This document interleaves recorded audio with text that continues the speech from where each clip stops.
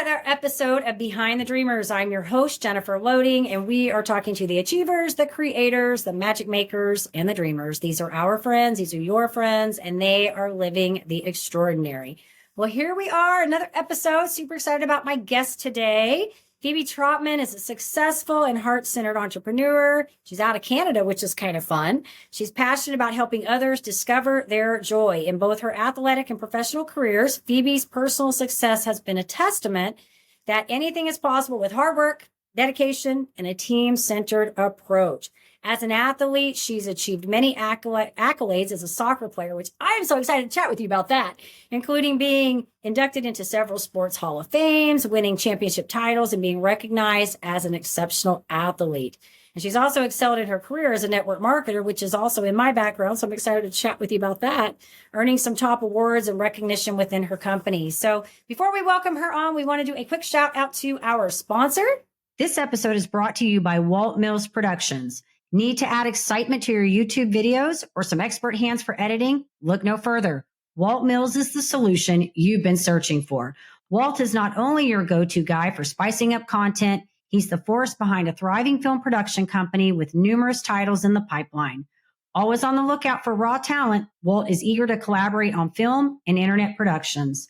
With a background deeply rooted in entertainment and promotion, Walt Mills leverages years of skills to give you the spotlight you deserve. Want to learn more about Walt and his work? Head on over to waltmillsproductions.net and let your content shine. All right. And so with that, Phoebe, I want to welcome you to the show. We are so excited to have you here today. Thank you so much, Jennifer. I've been looking forward to this conversation. I love what you do, and Behind the Dreamers. I mean, I love to dream, so this will be fun. I'm looking forward to it. I know. Isn't it great, dreamers? I know. It's so fun. You know, we get taught, I think, in life to squash our dreams. You know, like we get taught to be practical, don't be dreamers. And you know, one of the things I love about Behind the Dreamers is I get to talk to people that are still kind of dreamers. We get to still talk about those things. And it's so funny. Right before this show, I was talking to a guy and we were talking about how I forgot what the words that he used, but we were talking about how it's kind of like magical to be like a dreamer about things, but we have to take those dreams and actually put them into action, right? And implement. And so we were having a fun conversation about that, but I'm excited to chat with you. I think this is going to be a great show. And so we're going to dive into this thing. Let's do it. Let's do it. So where do you want to start? How should we start? All right. I'm going to tell you. All right. So Phoebe, tell us a little bit. I want to know what you're doing now. I know you've shared this with me, but for our audience, because I know you're into the network marketing space. So tell us a little bit about how you navigated into that. Because I always feel like these are stories that either something happened, we were doing something, we saw something, or what was kind of that bridgeway to get you into that? Yeah, absolutely. Well, it's funny. I kind of grew up around network marketing. My mom had a home-based business when I was young.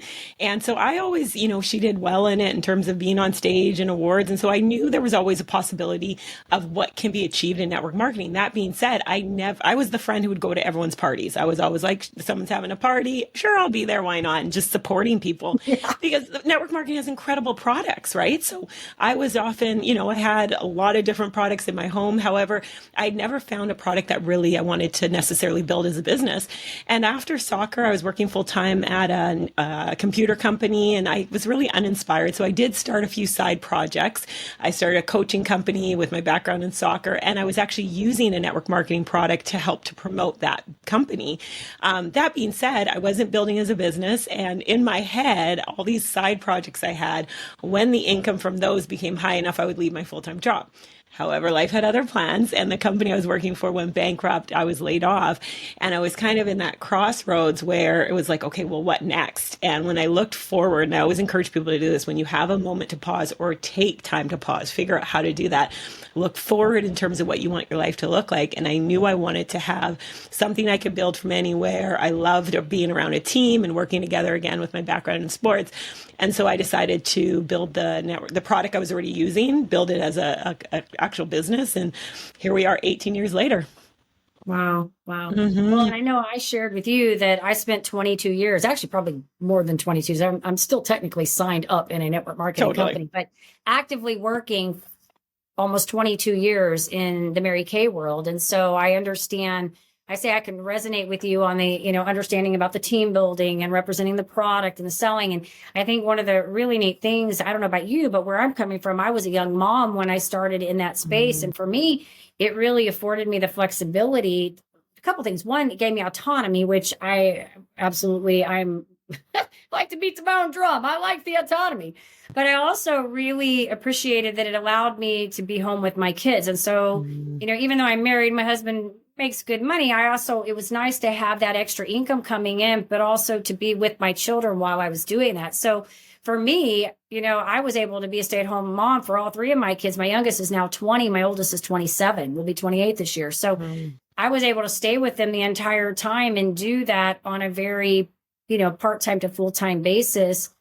And I was okay with that. I liked it.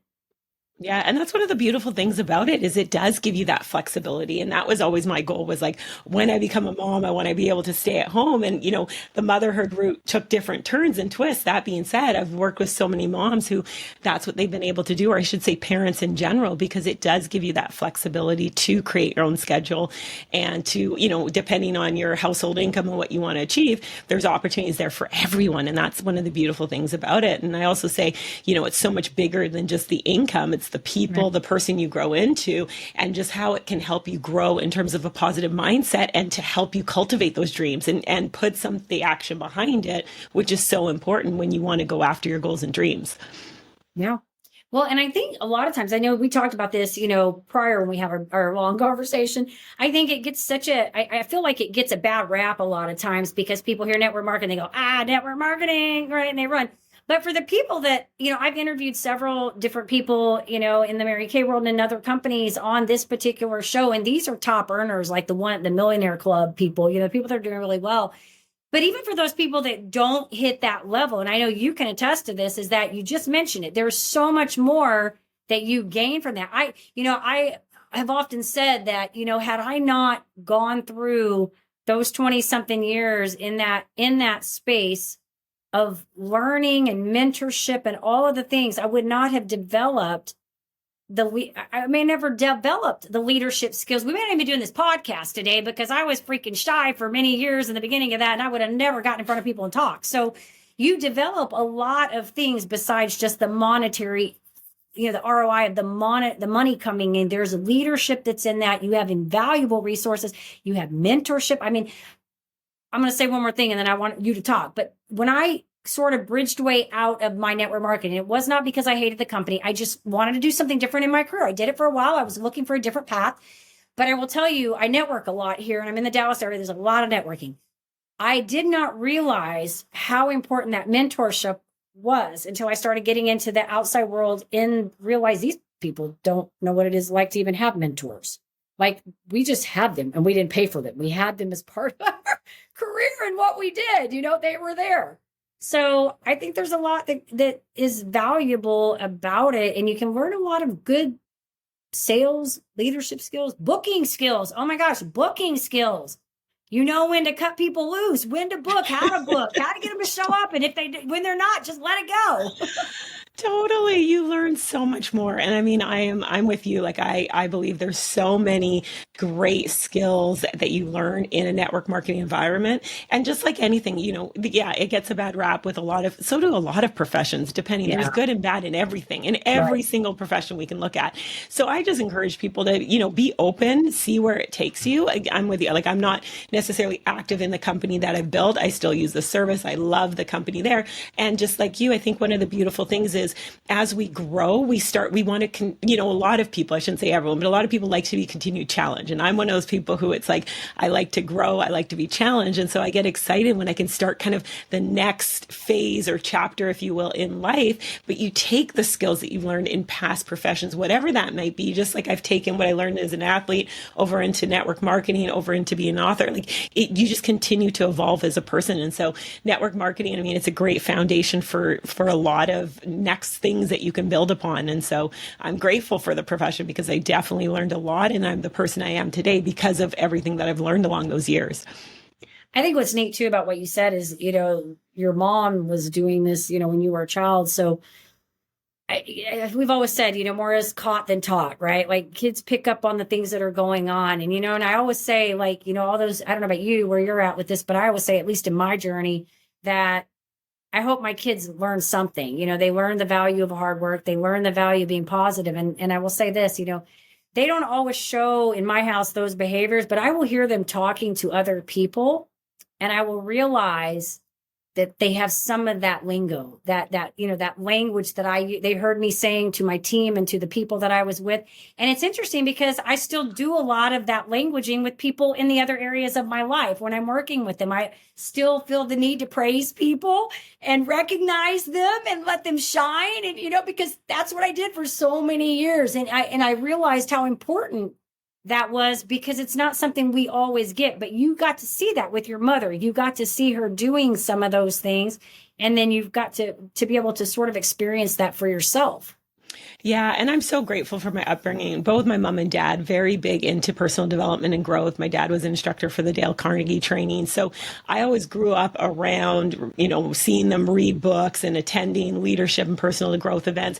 And it's funny because I joke, because I used to get so irritated because all the time in our car, there'd be something positive playing. And I'd be like, can we just listen to music like everybody else, And now in hindsight, I'm so grateful because there are things that just naturally kind of came out of me, in different ways, but it was because of that foundation. So I always encourage parents, your children do hear and see what you're doing. And even if they push back, which I did for a lot of years, I just pushed back on it, but it was a seed that was planted. And so it's so powerful. And it's so interesting now, being in a space where I'm working with people, helping them, encouraging them. And I'm so grateful because I've had so many lessons and so many things that I've learned along the way from my parents on how they handled certain situations that my older brother and I went through, that they handled them with a growth mindset. And it truly has set us up well.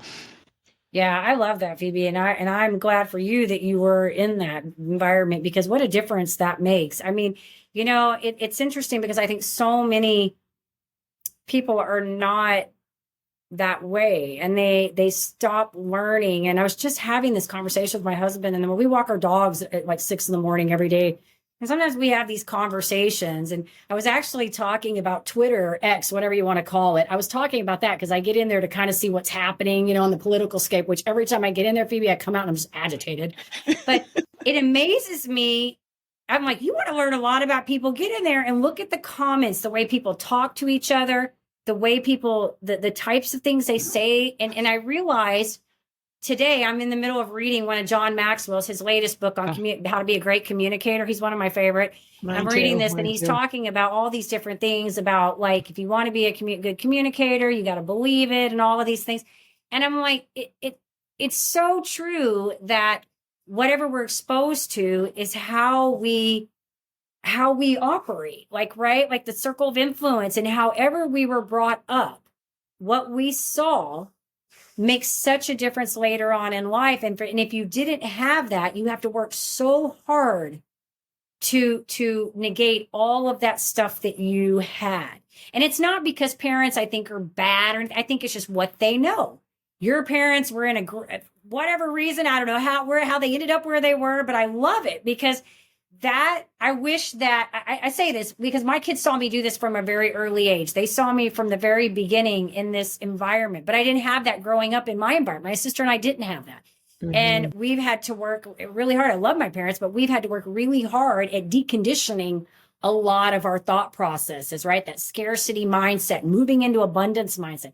Now it's funny because I've been doing this so long now that for the most part, people probably think my head's in the clouds half the time. No, it's not. I see what's going on, but I try to find the bright side in everything that I do because I think there's always a lesson to be learned, But I just love this story with you because I think, wow, your parents really did these things that ingrained some good belief systems in you guys going forward. And that's stuff that you can just carry on from generation to generation to generation.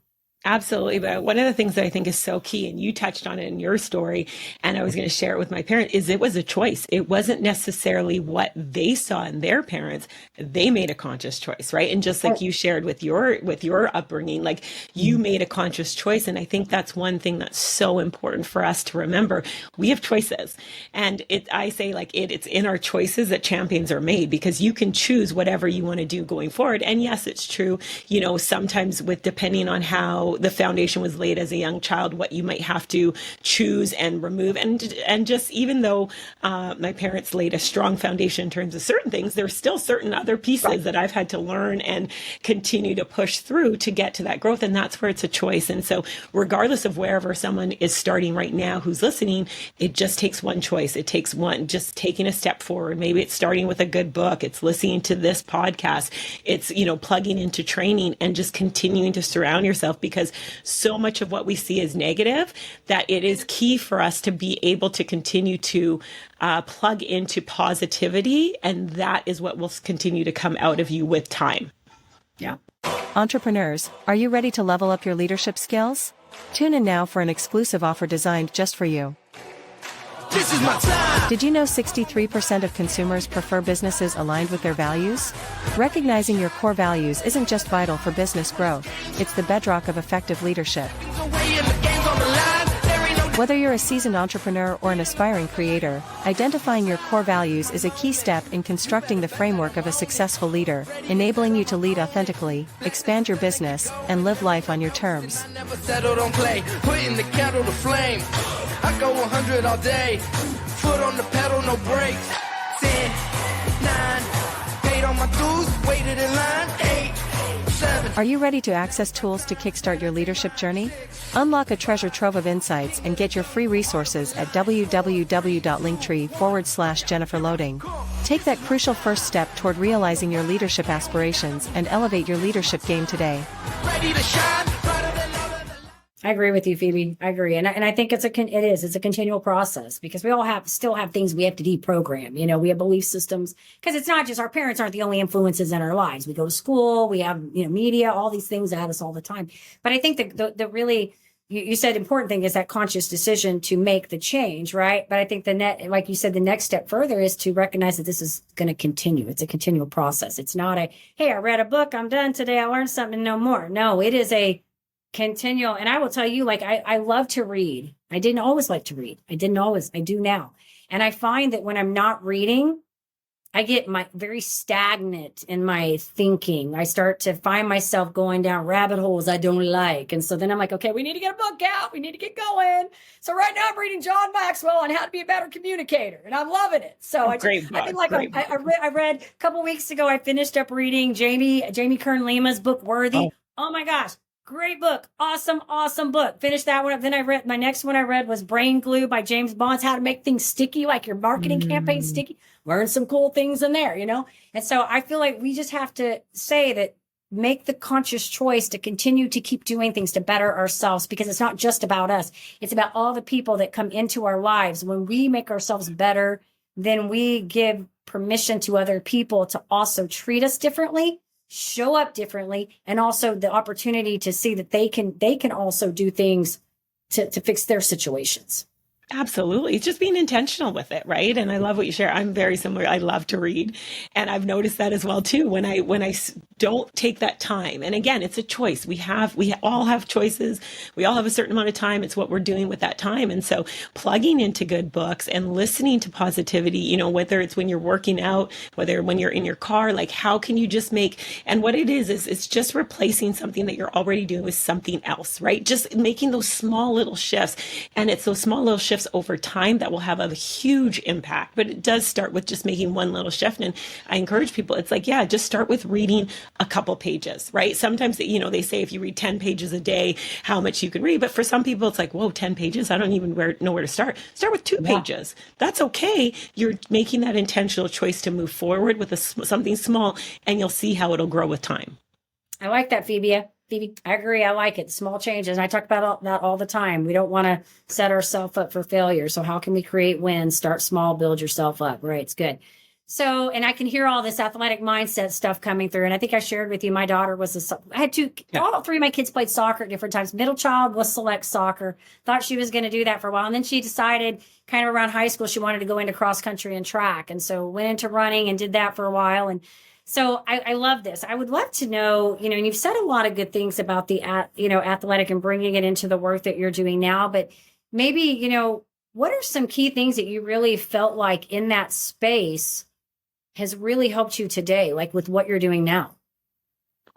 You know, it's interesting because I joke when I started in my network marketing business and when I was like, okay, I'm doing this as a business, I actually didn't bring over some of that athletic mindset. And one of the things was I wasn't consistent. Like when I got laid off, there was a roller coaster of emotions.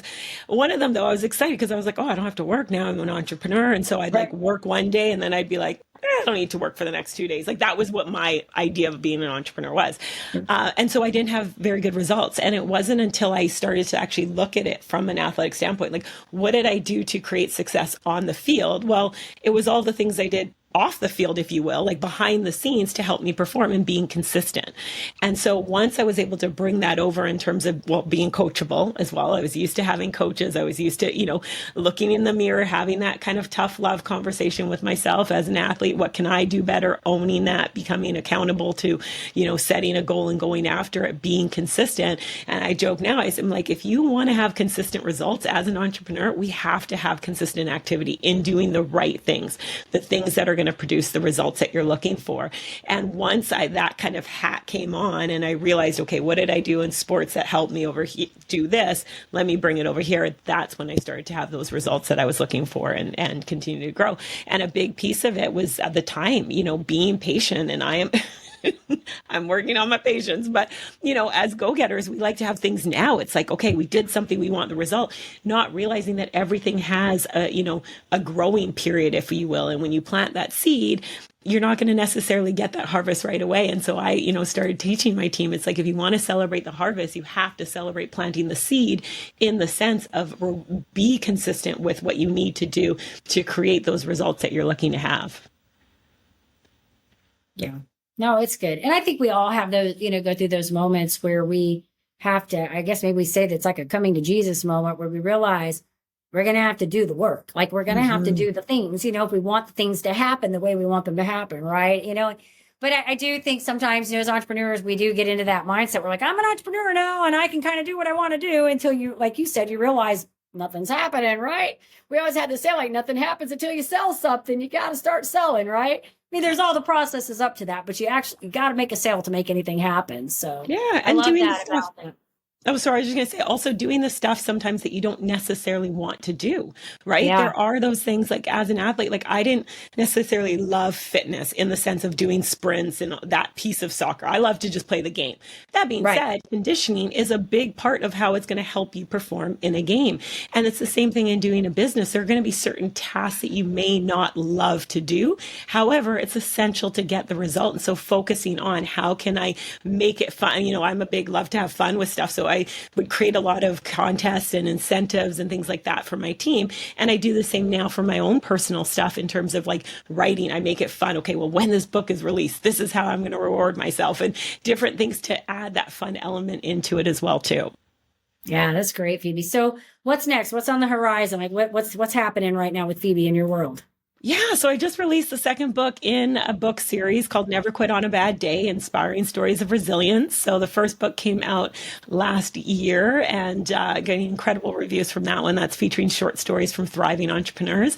And this one just came out a few weeks ago now, and it's featuring stories from accomplished athletes. And it's really all about, as we're talking about, how do you continue to stay inspired and, encouraged through those tough times. And one of my motivations for writing the book was I really wanted to share the story behind the story, because I find so often people will see someone and they'll be like, well, that's good for them. And, they don't realize all the tough stuff that person went through and had to grow through to get to where they are. And so the goal with the book is to shed a little bit of light about the story behind the story. And most importantly, what did that person do to work through that tough time to get to the other side? Because even though our situations may not be the same, the tough stuff we go through, there's still strategies, if you will, perspectives, ideas, things that we can carry over to help us when we are going through those tough things. And that's what the book really does shed light on too.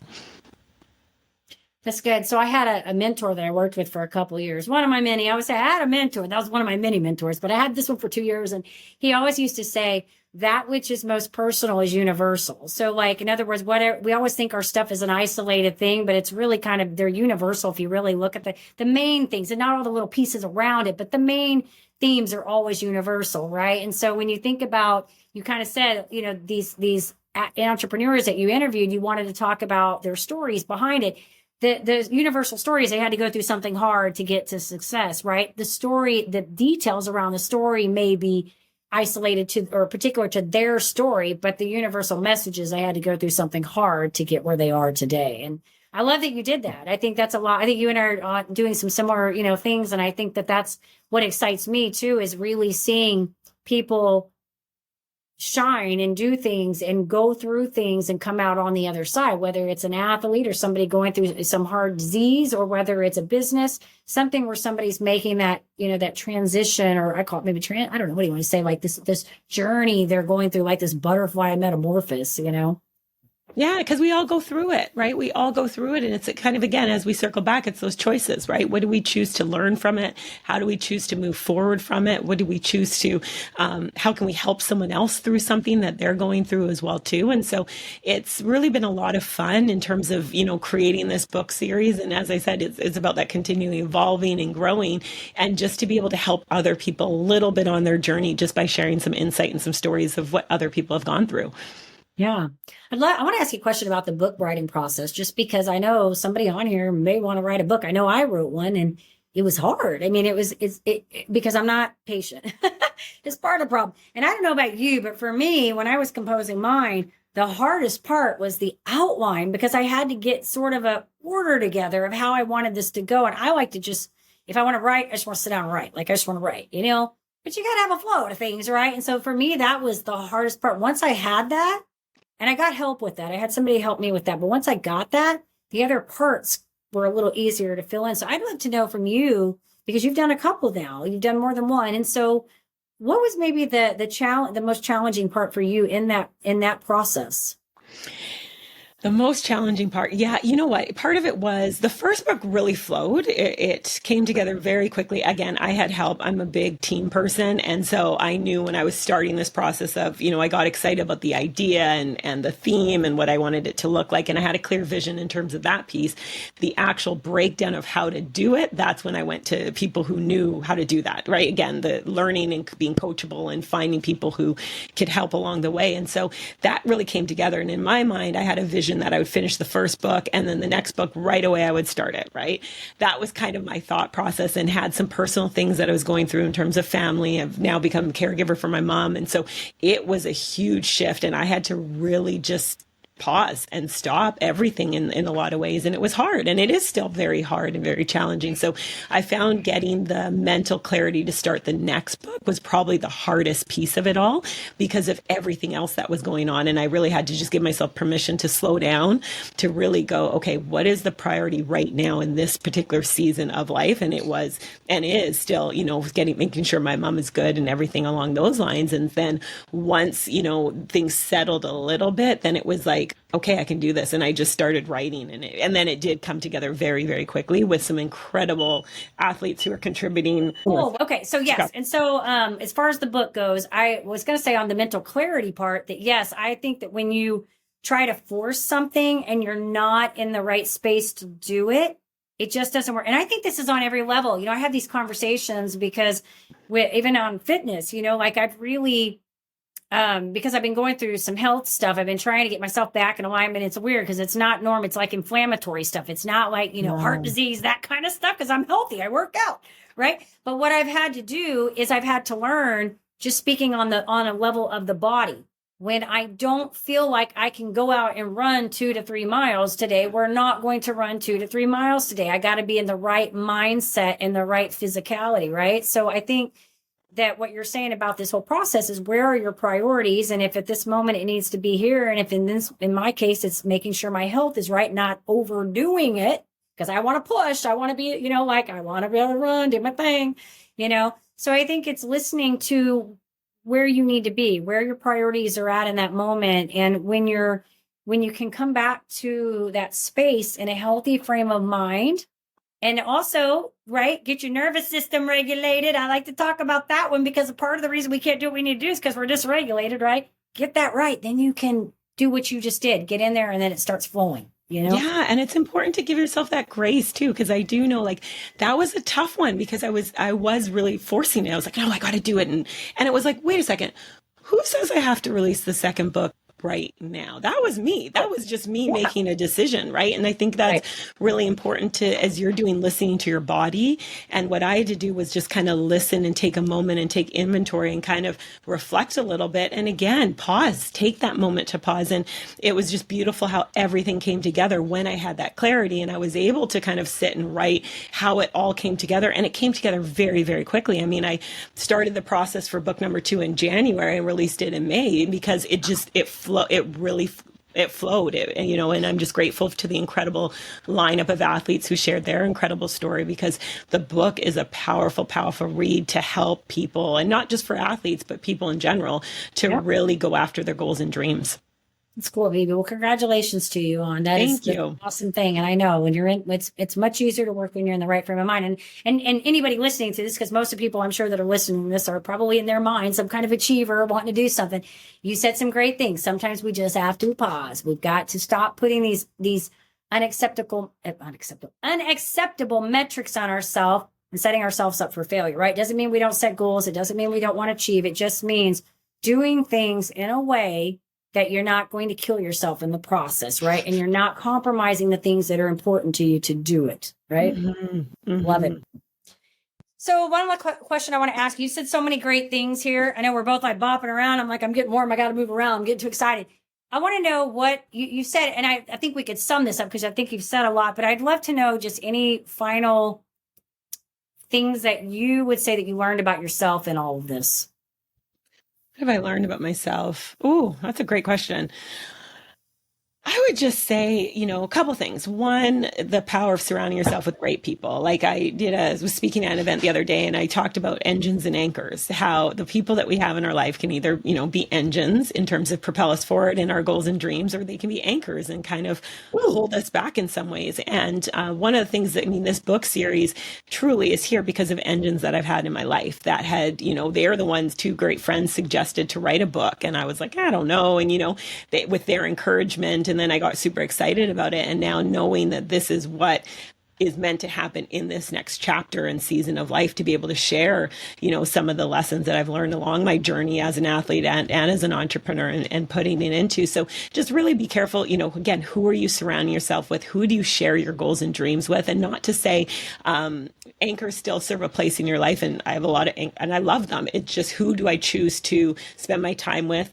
Who do I choose to share, what I'm working through and growing through, especially when you're in those challenging seasons, because those engines will help you even when you're going through tough stuff, which, as you know, we've shared, like some of the stuff I'm going through right now. I'm just so grateful for having engines who are there to help lift me up and to say, like, you can still do this. You can still move through this hard season that you're going through. And the second piece would just be gratitude. Even when you're going through tough stuff, how do you find those little moments to hold on to be grateful for? Because it just helps you shift that perspective. And sometimes that's all you need, especially when you're going through a very challenging season.